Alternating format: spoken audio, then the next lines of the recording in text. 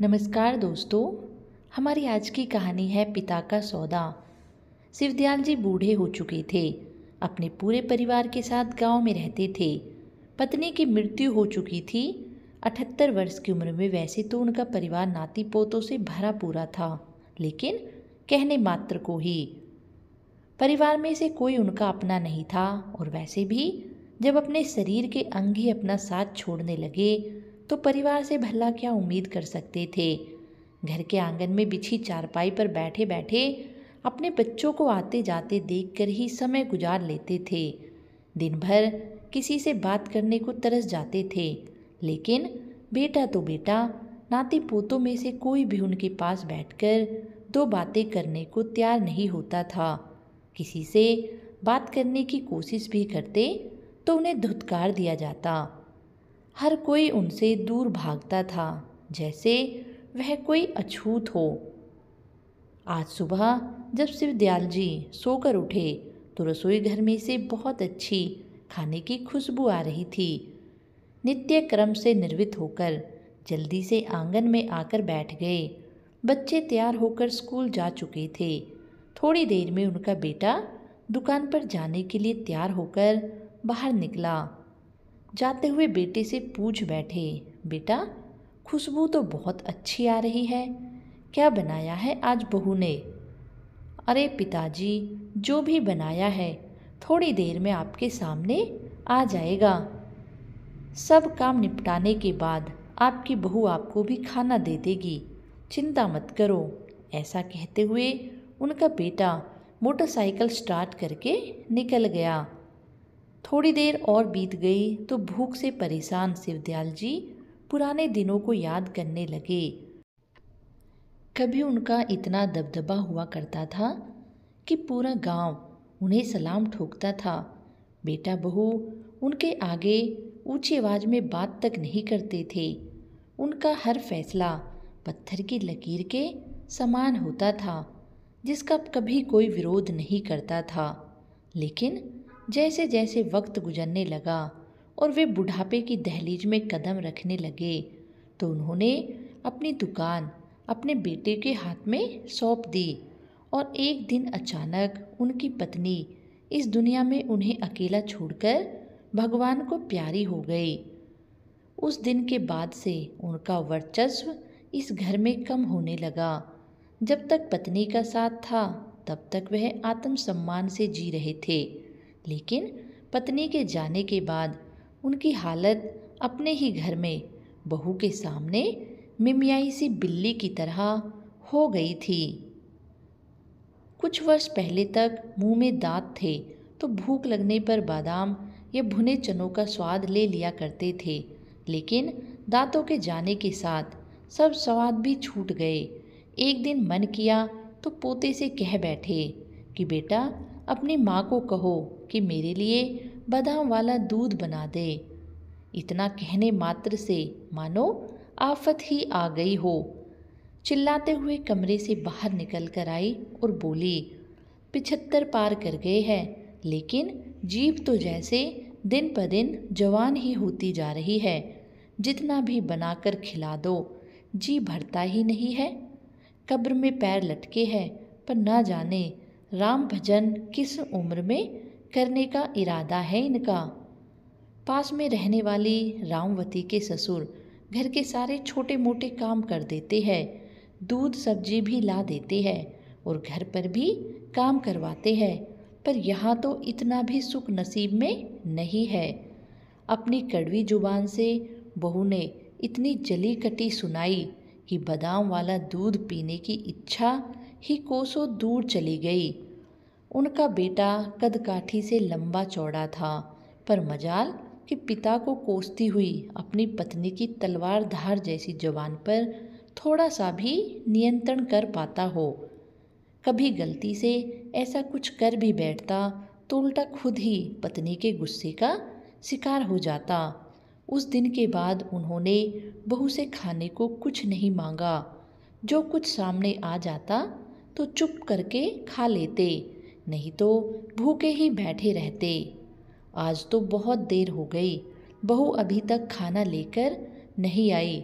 शिवदयाल जी अब यह सोच ही रहे थे कि उनकी बहू रजनी बाहर आई और उनके सामने खाने की थाली रखकर चली गई, जिसे देखते ही बहुत देर से भूखे बैठे शिवदयाल जी फटाफट से खाना खाने लगे।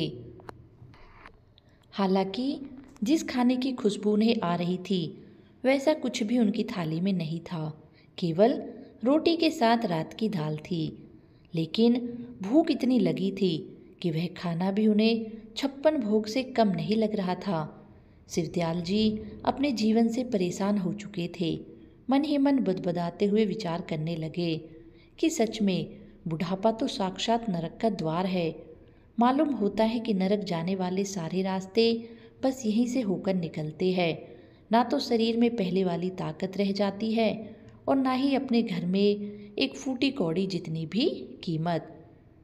शिवदयाल जी जो कभी अपने बुढ़ापे को कोसते तो कभी अपनी बदली हुई परिस्थितियों को, इसके अतिरिक्त भला कर भी क्या सकते थे। थोड़ी थोड़ी सर्दी की शुरुआत हो रही थी तो बदलते मौसम के साथ उन्हें खांसी छिड़ने लगी। एक दिन सुबह के समय उन्हें इतनी खांसी छिड़ी कि हाल से बेहाल होने लगा। बेटा, इस खांसी ने तो मुझे बहुत परेशान कर रखा है। ऊपर से दमा का मरीज हूँ, लेकिन पंप भी ख़त्म हो गया है। आज मुझे डॉक्टर के पास ले चल, कहीं तबीयत ज़्यादा बिगड़ ना जाए।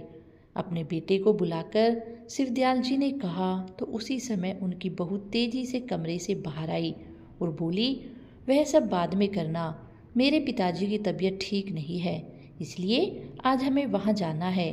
थोड़ी ही देर में बेटा अपनी पत्नी और बच्चों को लेकर अपने ससुराल जाने के लिए रवाना हो गया और शिवदयाल जी आश्चर्यचकित हुए, बस उन्हें देखते ही जा रहे थे। रह रहकर खांसी छिड़ती मगर कोई सुनने वाला कहाँ था। आंगन में खाट पर लेटे हुए थोड़ी देर आँख लग गई तो खांसी में भी कुछ आराम आ गया। सोकर उठे तो करीब 12 बजे थे। नाश्ता भी नहीं किया था। बहू ने नाश्ता बनाकर रखा होगा, उठकर ले लेता हूँ, यह सोचकर जैसे ही घर के अंदर जाने लगे तो देखा दरवाजे पर ताला जड़ा था। वह तो बस ताले को देखते ही रह गए और घुटनों के बल बैठकर सर पकड़कर रोने लगे। हे राम, अब मैं क्या करूं? मेरे होते हुए भी मेरे अपने ही घर में ताला लगाकर चले गए। कहते हुए उनका गला रुंध गया और वापस खाट पर आकर बैठ गए। तभी उनका पालतू कुत्ता अपने बर्तन में पड़ी रोटी उठाकर ले आया और उनके सामने बैठकर ही रोटी खाने लगा। उसे देखकर उन्हें ऐसा लगा जैसे कुत्ता ही उन्हें चिढ़ा रहा हो। ख्याल आया कि मुझसे तो यह जानवर ही भला, जिसे कम से कम रोटी तो नसीब हो रही है। दोपहर हो चुकी थी। बैठे बैठे शिवदयाल जी कभी खांसने लगते तो कभी अपने भाग्य पर रोने लगते। उनकी बुरी तरह खांसने की आवाज़ सुनकर उनके पड़ोस में रहने वाले रामलाल जी उनके घर पर आ पहुँचे। रामलाल जी ने उनके अच्छे दोस्त थे। कभी भी उन्हें तकलीफ में देखते तो उनकी मदद करने आ जाते थे। अपने दोस्त को देखते ही शिवदयाल जी के सब्र का बांध टूट गया और रोते हुए उन्होंने सारी बात कह सुनाई। अपने प्रिय मित्र की हालत को देखकर रामलाल जी का कलेजा मुंह को आने लगा। अपने घर जाकर शिवदयाल जी के लिए खाना लेकर आ गए। अपनी इस हालत पर शिवदयाल जी आज जमीन में गड़ने जैसी स्थिति को खुद पा रहे थे, परंतु भूख इतनी लगी थी कि आत्मसम्मान को ताक पर रखकर भोजन करने लगे। थोड़ी देर बाद उनके पास बैठकर रामलाल जी तो वापस चले गए, लेकिन शिवदयाल जी की खांसी फिर से बढ़ने लगी। जेब टटोल कर देखी तो खांसी की दवाई लाने के लिए उनके पास पैसे भी नहीं थे कि आस पड़ोस से किसी को भेजकर दवाई ही मंगवा ले। तभी उन्हें बाहर से कुछ आवाज़ सुनाई दी, रद्दी वाला भंगार वाला। शिवदयाल जी की नज़र आंगन के कोने में रखी पुरानी किताबों और अखबारों की ओर गई।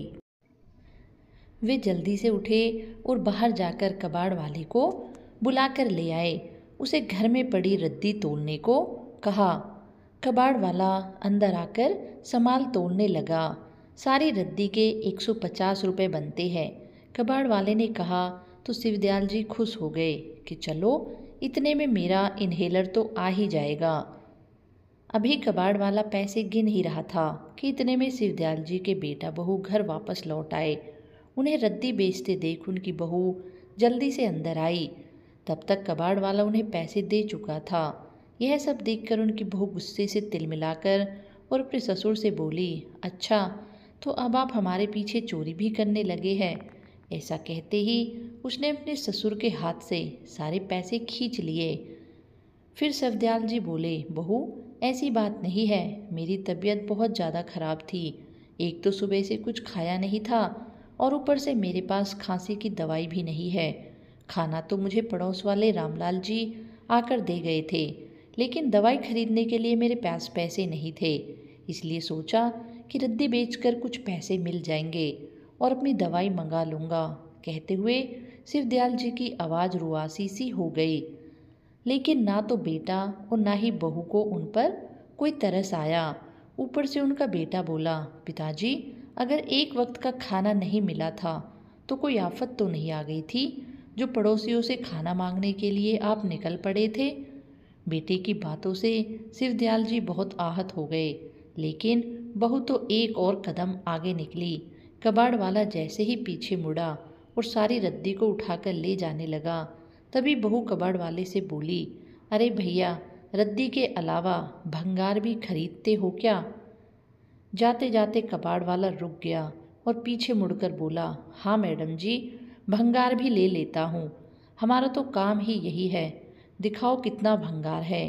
तभी उसकी बहू ने शिवदयाल जी की ओर इशारा करते हुए कहा, हमारे घर से यह भंगार ले जाओ, आपकी बड़ी मेहरबानी होगी। इतना सुनते ही शिवदयाल जी का सीना काँप उठा और उधर कबाड़ वाले के आश्चर्य का तो ठिकाना ही नहीं था। इतनी बात सुनते ही कबाड़ वाले के हाथ से रद्दी एकाएक छूट गई। वह कभी हैरान से लाचार होकर खड़े शिवदयाल जी की ओर देखता, जिनका चेहरा मायूस, उदास और झुर्रियों से भरा हुआ था, तो कभी उनकी बहू की ओर, जो अंगार उगलती नज़रों से शिवदयाल जी को बस देखती ही जा रही थी। और फिर हाथ जोड़ते हुए बोला, यह आप कैसी बातें कर रही है? आपके पिताजी कोई भंगार थोड़ी नहीं है, मैं तो रद्दी या भंगार खरीदता हूँ। इतना कहकर शिवदयाल जी को शर्मिंदगी भरी नज़रों से देखते हुए कबाड़ वाला रद्दी उठाकर चला गया।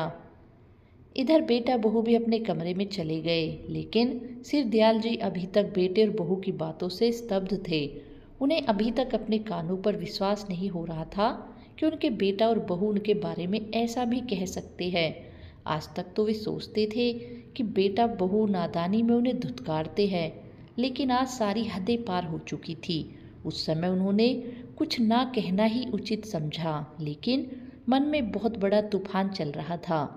रात हो चुकी थी, खाने की थाली उनके पास पड़ी थी, लेकिन अब भूख उनसे कोसों दूर थी। रहकर भंगार शब्द उनके कानों में गूंजता जा रहा था। अपने खाने की थाली को उठाकर उन्होंने चारपाई के नीचे सरका दिया और थोड़ी देर में ही उनके पालतू कुत्ता आकर उसमें से रोटी उठाकर ले गया। कमाल है, मेरे बेटा बहू एक कुत्ते को पाल सकते हैं, लेकिन अपने बूढ़े पिता को नहीं। शिवदयाल जी सोचने लगे और फिर न जाने अचानक उनके दिमाग में क्या आया कि उन्होंने अपना कुछ ज़रूरी सामान एक पोटली में डाला और आंगन में बैठे बैठे ही रात बीतने का इंतजार करने लगे। सुबह होने से पहले वे अंधेरे में चुपचाप घर से बाहर निकल गए। इस घर में अपमान के कड़वे घूंट पीकर 2 वक्त की रोटी को भी तरस जाने से बेहतर है कि मैं वृद्धाश्रम चला जाऊं। सोचते सोचते उनके कदमों की गति तेज हो गई। जैसे ही वह गांव से बाहर पहुंचे तो असमंजस में पड़ गए कि कहाँ जाया जाए। तभी पास से गुजरते हुए एक व्यक्ति से पूछने लगे, भाई आसपास कोई वृद्धाश्रम है क्या? अगर हो तो इस बूढ़े को वृद्धाश्रम में छोड़ दो, तुम्हारा भला होगा। कहते हुए उनका गला भराया। शिवदयाल जी की आवाज़ सुनकर वह व्यक्ति पीछे मुड़ा और उन्हें गौर से देखने लगा। शिवदयाल जी ने देखा कि यह तो वह आदमी है जो कल उनके घर रद्दी खरीदने आया था, जिसके सामने उनकी बहू ने उनकी बेइज्जती की थी। अरे बाबा, आप यहाँ इस हालत में और वृद्धाश्रम क्यों जाना चाहते हैं? हैरानी से कबाड़ वाले ने पूछा तो शिवदयाल जी की आंखों में नमी तैर गई और केवल इतना ही बोल पाए कि सारी उम्र जिस बेटे के लिए मैंने जी तोड़ मेहनत की, वही बेटा जब बुढ़ापे में मुझे 2 वक्त की रोटी भी ना खिला पाए तो क्या फ़ायदा ऐसे बेटे के साथ रहकर, बेहतर है कि वृद्धाश्रम में ही चला जाऊं। इतना कहते हुए शिवदयाल जी फूट फूट कर रो पड़े। शिवदयाल जी की ऐसी हालत देखकर कबाड़ वाले की आंखों में भी आंसू आ गए। चलो मैं आपको ले चलता हूँ, उदासी भरे स्वर में वह कबाड़ वाला उन्हें अपनी साइकिल रिक्शा के पीछे बिठाकर ले गया। रास्ते में भी वह लगातार खांसते रहे। जैसे ही वृद्धाश्रम के बाहर पहुँचे और कबाड़ वाला उन्हें छोड़कर जाने लगा, तभी ना जाने उसके मन में क्या आया कि वह वापस उनके पास आया और बोला, बाबा एक बात कहना चाहता हूँ। मैंने जब से होश संभाला है खुद को अनाथ ही पाया है। मेरे माँ बाप मुझे बचपन में ही छोड़कर चले गए थे। मुझे उनकी सेवा का मौका नहीं मिला। मैं पूरी उम्र अपने माता पिता के प्यार और आशीर्वाद के लिए तरसता रहा। अगर आप मेरे साथ रहना चाहे तो मुझे बहुत खुशी होगी। आपको भी परिवार घर मिल जाएगा और मुझे भी पिता का साया मिल जाएगा। कबाड़ वाले की बात सुनकर शिवदयाल जी हैरान से रह गए और फिर बोले, लेकिन बेटा आज तो तुम यह बात कह रहे हो, अगर कल को मैं तुम्हें भी बोझ लगने लगा तो फिर मैं कहाँ जाऊँगा। नहीं नहीं, तुम मुझे वृद्धाश्रम में ही छोड़ दो, यही मेरे लिए ठीक होगा। तभी कबाड़ वाला हाथ जोड़ते हुए बोला, बाबा माता पिता का साया होना कितना बड़ा आशीर्वाद है, यह तो केवल मेरे जैसा एक अनाथ ही जान सकता है। और फिर बोला, बाबा आपने शायद मुझे पहचाना नहीं, मेरा नाम मोहन है। जब मेरी उम्र 10 साल की थी तब मैं भीख मांगा करता था। मुझे भीख मांगते देख आपने मुझ पर अपने पास बुलाया और मुझे समझाया था कि भीख मांगना अच्छी बात नहीं होती, मुझे जीवन में आत्मसम्मान से जीना चाहिए। ऐसा कहते हुए आपने मुझे 1000 रुपये दिए थे और कहा था कि कोई भी छोटा मोटा काम शुरू कर लो, लेकिन कभी जीवन में भीख मत मांगना। और बाबा आपकी उस सीख ने मेरा जीवन ही बदल कर रख दिया। आज मैं जीवन में इज्जत से जी रहा हूँ तो केवल आपके कारण। बाबा एक बार मुझे अपनी सेवा का मौका दीजिए, मैं आपको कभी कोई कमी नहीं आने दूंगा।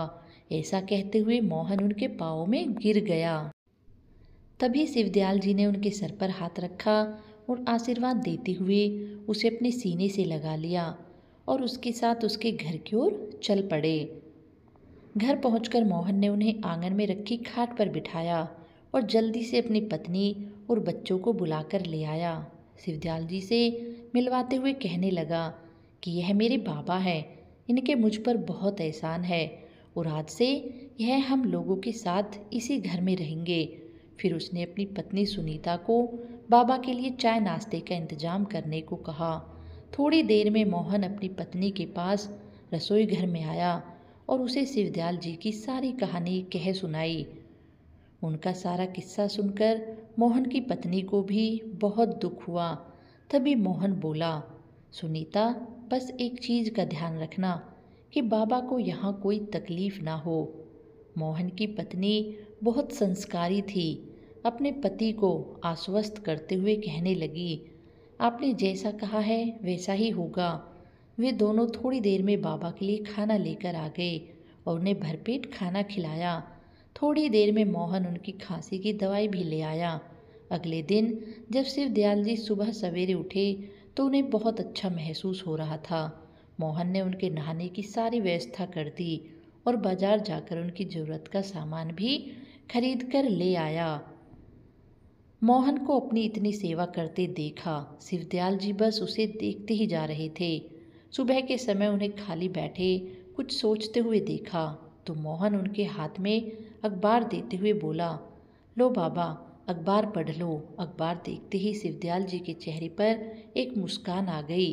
शायद उन्हें अखबार पढ़ना बहुत पसंद था, लेकिन जैसे ही उन्होंने पोटली में से अपना चश्मा निकाला तो मोहन ने देखा कि उनका चश्मा टूटा हुआ था और उन्हें उस चश्मे से अखबार पढ़ने में काफ़ी जद्दोजहद करनी पड़ रही थी।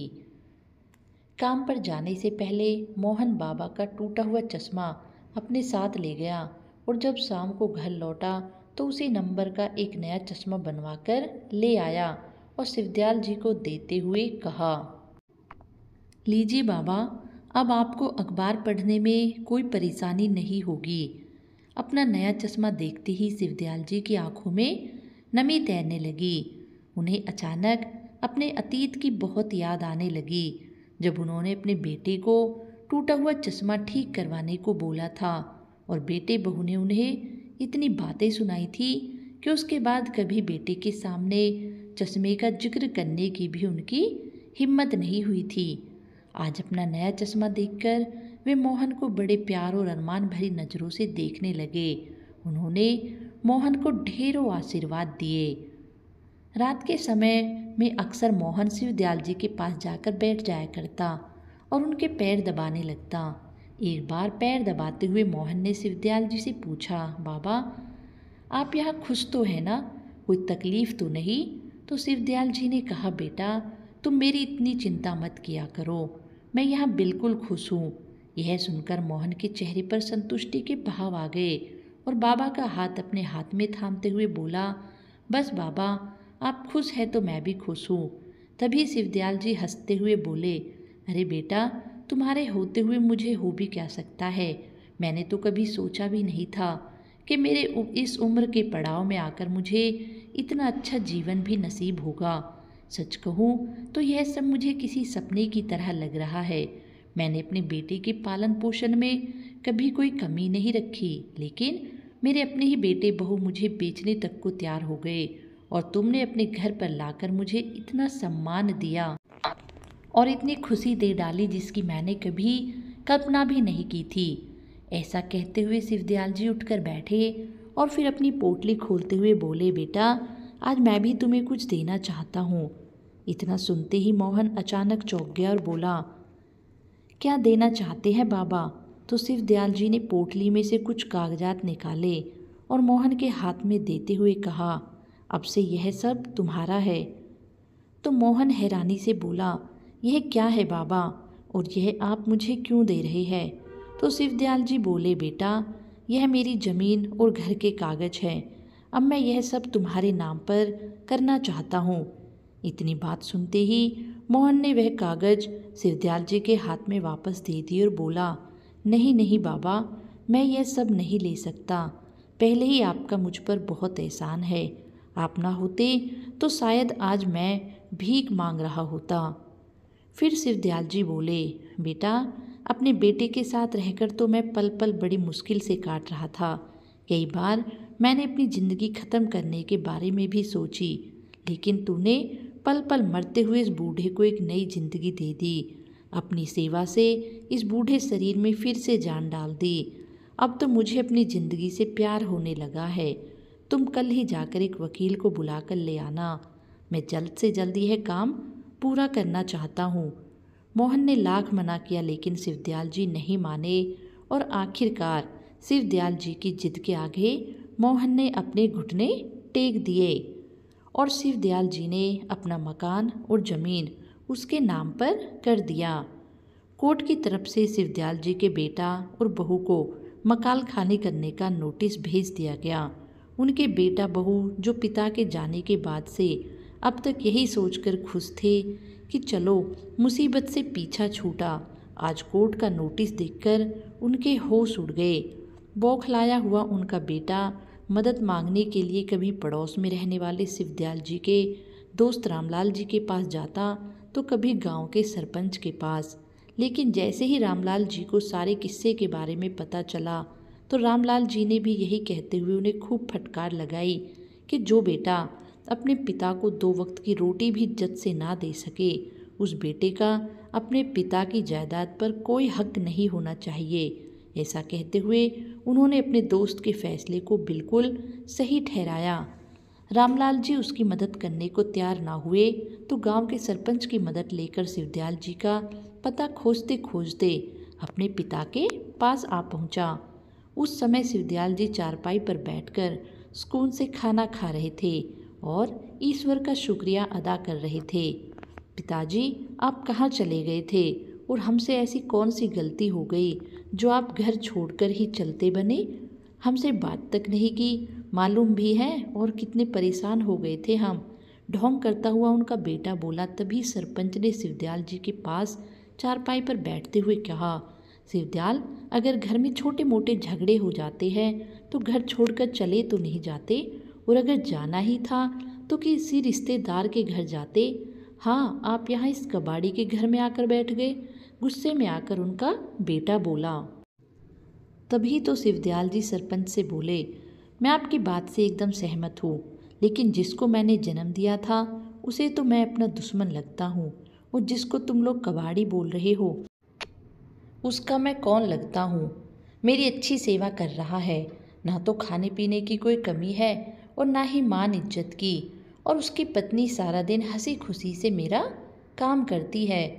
मैंने पूरी ज़िंदगी सिर्फ अपने बेटे के लिए ही धन कमाया था, ताकि मुझे बुढ़ापे में हाथ पसारने की ज़रूरत ना पड़े, और मेरे अपने बेटा बहू ने मुझे अपने ही घर में दाने दाने को मोहताज कर दिया।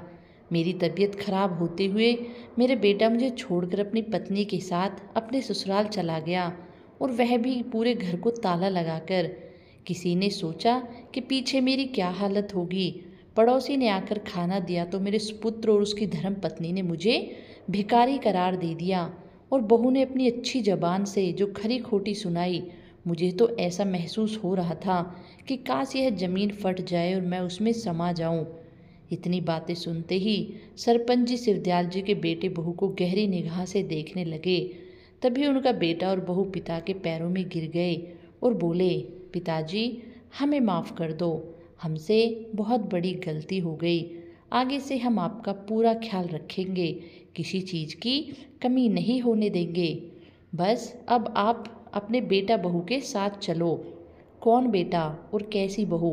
अब तुम मेरे बेटे नहीं हो।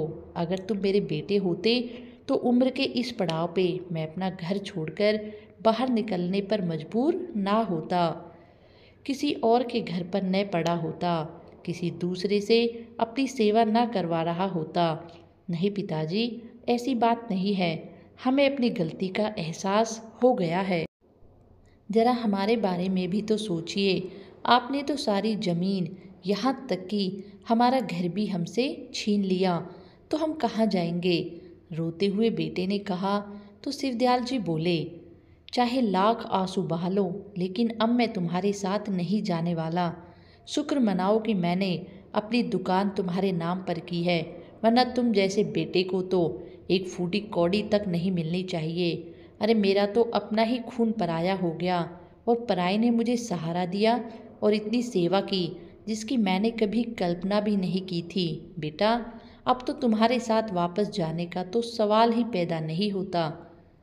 तभी उनकी बहू गुस्से से बोली, पिताजी, जिन्हें आप अपना मानकर यहाँ बैठे हैं ना, वह आपसे नहीं, आपकी ज़मीन जायदाद से प्यार करते हैं। देख लीजिएगा, एक दिन आपको पछताना पड़ेगा। उसी समय मोहन, जो सारी बातें दूर खड़ा सुन रहा था, उनके पास आया और बोला, बाबा, आपकी ज़मीन जायदाद में से मुझे एक फूटी कौड़ी भी नहीं चाहिए। ऐसी ज़मीन मेरे किसी काम की नहीं। मैं भले ही कबाड़ का काम करता हूँ, लेकिन फिर भी मेरे पास इस घर में किसी चीज़ की कमी नहीं है। कमी थी तो सिर्फ बुजुर्गों के आशीर्वाद की, और आपके आने से वह कमी भी दूर हो गई। ऐसा कहते हुए मोहन की आंखें नम हो गई। इतनी बात सुनते ही सरपंच जी उठ खड़े हुए और बोले, शिवदयाल, जो फैसला तुमने लिया है वह बिल्कुल सही है।